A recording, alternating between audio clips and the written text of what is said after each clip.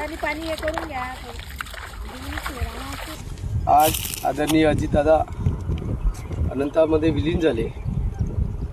मी दादांचा विलास झोडापे मुळे विधानसभा क्षेत्रातील एक निष्ठावंत कार्यकर्ता मागील 20-25 वर्षापासून दादाच्या सानिध्यात होतो.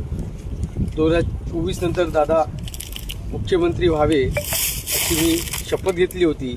जोवर दादा मुख्यमंत्री बनणार नाही तोवर मी माझ्या डोक्यावरची केस कमी करणार नाही असा माझा संकल्प होता. परंतु ते नियतीला मान्य नव्हतं आणि दादा मुख्यमंत्री होण्याच्या अगोदरच दादा आपल्यापासून निघून गेले.